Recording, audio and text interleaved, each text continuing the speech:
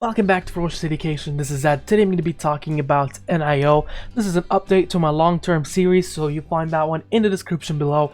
I'm going to go through technical analysis briefly just to give you an insight towards the traders' psychologies, and then I'm going to be moving in depth towards their anticipations for the earnings coming up on November 17th. Their growth as well, so I'm going to go crunch all numbers. I'm going to give my estimated revenue as well, so I'm going to be doing that as well, other than the ones given by Zach already. And then I'm going to basically throw out an estimate to what I think is going to happen beyond the earnings. Let's jump right into it. So on the 1 week perspective, what we get to see is a William %R that went from highly overbought to moderately overbought. So this is going down a little bit lower. I mean, it's still way up high as you can get to see, but it still gives you a healthy pullback. Now, this is still on a 1 week perspective, so on a 1 week perspective, it's still a green candle. I know Friday we had a red candle, and I'll discuss that in a minute. ADX still shows in a very, very strong trend, although this trend can reverse in any second. So it's very much like a rubber band. Think about it being so stretched up, and once you let go, it's going to hurt a lot of people. And then the MACD here looks positive, and the momentum looks very strong. Moving average is bullish, and nothing to say beyond that. Now, on the 1 day perspective, just to get a bit more idea of what's going on, currently William %R puts this one at a neutral. ADX, a very strong trend that might be a little bit unstable. Above 50 is unstable. Momentum is a little bit choppier here, and MACD shows you that way. You get to see it's still on an uptrend, although it reached its 52-week high at 54.20. My price target was 50, and then it just tanked all the way down to 40.36 and then recovered back to around 45. Now, it's above the trading action zone, so it still has between 41.20 and 33.04 kind of recover if that's where positive reversals are likely. So if it does dip beyond that range or within that range, it's going to see a bounce up, so that is positive news there. Now, ADX, as I said, it shows in a little bit of unstable trend, but other than that, everything looks bullish, other than the things I've actually mentioned, such as MACD and momentum being choppy. We can take a look into a 2-hour perspective for the next few 2 hours. It does look a little bit tougher, and it looks like there might be a continuation to that pullback into the extended market. But just to remember, we're still above the range that we were on the 10th of November, so it's still a really bullish move. Now, on the moving average band, there's no point of really going on it because it's not really been touching it, but for the sake of the argument, top 38.20, 34.73 in the middle, and 31.25. Now the stochastic fast and stochastic slow, it doesn't tell us much. It's been up here for a while. Usually, once it's up here, usually you want to sell. But you know, if you took that first kind of alert, you probably would have sold around $2. Currently, it's double that. Now, let's take a look into Fibonacci retracements. Now, I'm going to be choosing the top to be 54 and the bottom to be $2, even though it's going to be a little bit of a mess there. So item to there. Okay, so the current support on the Fibonacci retracements is 43.12. Beyond that, it's 34.33 and 28.17. Under that, resistance 54.20. Now we can take a quick look into price line actions for supports and resistances. And what I'm going to do, actually, I'm going to do 1 hour, 2 hours candles, just to kind of give us a bit better insight to supports and resistances. Current resistance sits at 44.71. Current support sits at 40.39. Beyond that, on the support, 39.35, 36.40, 34.51, 32.02, 30.45, and a very, very strong one at the 28.95 mark. Now the resistance would be at the 46.87 mark. And beyond that, that's all extended market, so 49.42 and then 54 mark. Now let's jump right into the nice stuff about the earnings and try to give an insight to, wait, what's coming up, right? That's a big question to answer.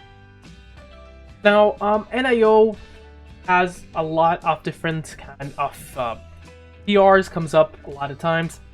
I did make a comparison in my previous videos between this one and LI, etc. What I'm going to do in this one solely is focus on first institutional buyers. You get to see a lot of green here added, so that is positive. I don't recognize big names right off the bat, but look at this one here, 4 million shares added on the 13th.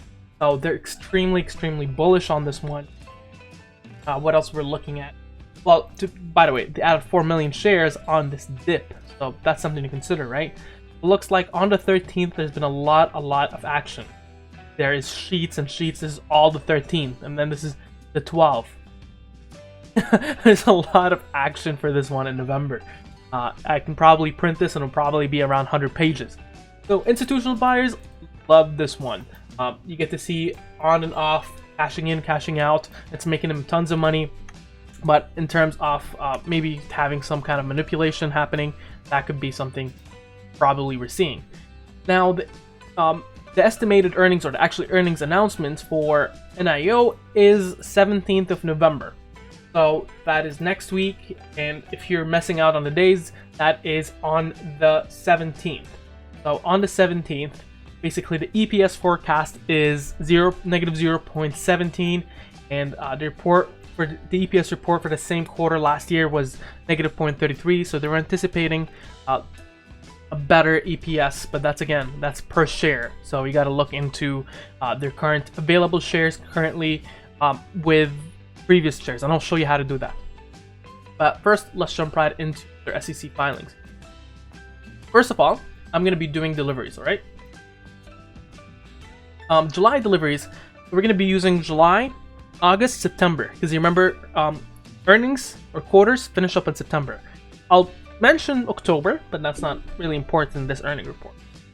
In July 2020, 3,533 vehicles were delivered. In August, 3,965, and we're talking about September 4,708. So let's quickly go ahead and add these up, and I'll show you why. 3,965 plus 4,708, we get 12,206 vehicles. Now, there has been an update about the capitals increase, so I just wanted to mention this one here just to say the assets are probably also going to be an increase on there. But take a quick look into October. October looks like they had almost a record, somewhere around 5,055. I think so far I've only seen 4,708 as the highest, which was September. So it looks like there's a healthy, strong increase, and there they mentioned a monthly record. But unfortunately, October is not part of this quarter. It's part of quarter 4. All right, so we get 12,206 vehicles. 12,206 vehicles. Looking into deliveries for quarter 2, we had 10,331. So right off the bat, we are on around 2,000, or very much a little bit less short of 2,000 vehicles delivered. Okay, so what I want to do here is two things. First, I want to look in terms of the revenue kind of estimate, right? So let's first divide the 12,206. We know 10,331. So what we're gonna do first is gonna basically put the 12,1206 right here. Okay, just to kind of remember it off the bat, we're gonna do some math. All right. So assuming that the revenue here stays the same in terms of the gross profit. So I'm talking about gross profit because I'm assuming that the cost of sales will be basically the same thing, right? So we had 313,141, and this is in thousands for RMB, so this is not US dollars, okay? Now we're gonna divide that by 10,331. We will be getting 30.31 thousand, so around 30,000 RMB per vehicle. And then what we're going to be doing here is multiplying that. So 3,108, and we'll get an estimated revenue of 369,973. So 300, almost 370 million as gross profit. All right. So we're going to go here, 370 compared to 313, so around 40 million additional. Let's go on towards the net loss. It's barely going to put a dent on there. So it's probably going to be very much similar towards this quarter.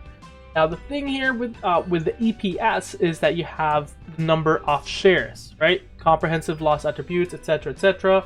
Your EPS based on the total number of shares. Now I'm not going to do this, but you can go ahead and do it.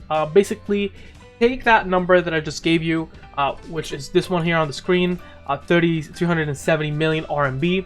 What you got to do is find the number of shares it's currently at, Before you do that, actually, you need to go on and find the difference in terms of net loss. So add around difference between 369 million with 313, and then add it to the 1.176 comprehensive loss. Sorry, 1.170, 1,170 million. And then divide that by the current available shares. So if you go to Yahoo Finance and then look at the current total number of shares, and then you'll get your EPS estimate. That would be basically how we go around with it, but I gave you a revenue estimate there.